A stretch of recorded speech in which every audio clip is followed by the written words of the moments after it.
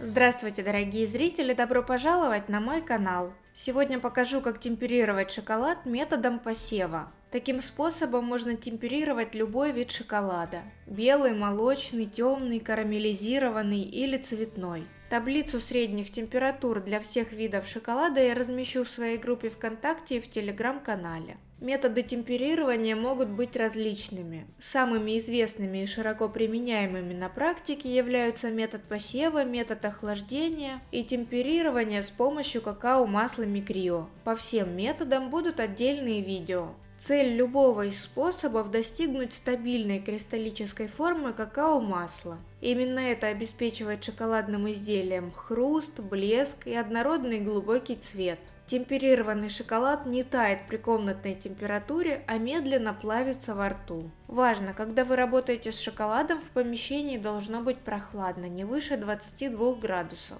Все миски, поверхности, лопатки и формочки должны быть абсолютно сухими. Это правило работы с шоколадом нужно соблюдать всегда. Если у вас пока мало опыта, то лучше начинайте учиться на темном шоколаде. Он многое прощает, и с ним работать проще. И обратите внимание, что текучесть шоколада нам нужна средняя, 3 капли. Такой шоколад довольно универсальный и подойдет для любых целей.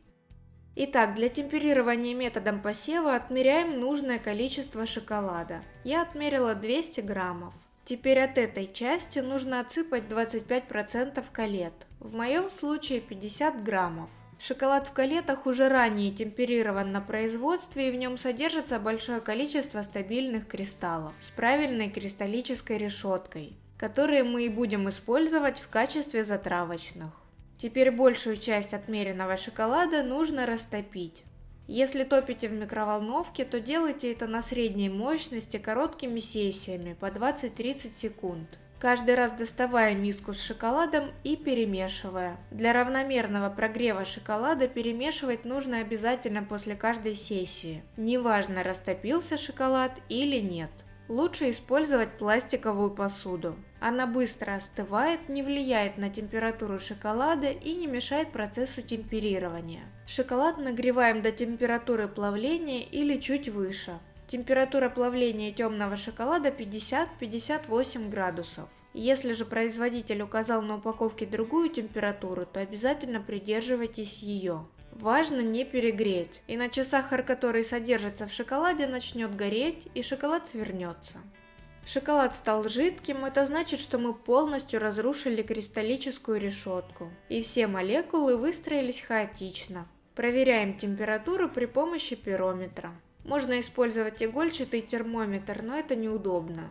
Если калеты крупноваты, то их желательно предварительно измельчить. Я измельчаю в чаше блендера. Теперь частями добавляем уже темперированные затравочные калеты в растопленный шоколад и быстро перемешиваем до полного их объединения. Таким образом мы резко понижаем температуру и придаем правильную кристаллическую структуру молекулам растопленного шоколада. И нетемперированный шоколад становится темперированным. Важно добавлять не сразу весь подготовленный шоколад, а частями. Благодаря предварительному измельчению калет шоколад быстрее растает, и вы затратите меньше физических усилий в процессе перемешивания. Рабочая температура для темного шоколада 31-32 градуса. Если температура не опустилась до нужной отметки, то нужно добавить еще немного темперированного шоколада, продолжая энергичное перемешивание. А если какие-то калеты не растаяли, то можно пробить погружным блендером. Для проверки результата темперирования сделаем тест. Опускаем ложку или кончик ножа в шоколад и оставляем при комнатной температуре. Тонкий слой должен стать матовым буквально за 1 минуту, если температура в помещении не выше 22 градусов. Шоколад не липнет, цвет однородный без разводов, и это значит, что мы все сделали правильно и идет активный процесс кристаллизации. Плохо темперированный шоколад останется жидким даже спустя 5 минут. Значит, нужно все переделывать. Если шоколад прошел тест, его смело можно использовать для изготовления задуманного шоколадного декора. В процессе нужно поддерживать рабочую температуру. Это очень удобно делать при помощи обычного фена. Главное не перегреть.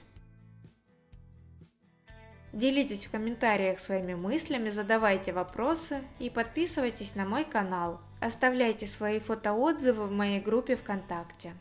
А сегодня на этом все. До встречи в новом видео.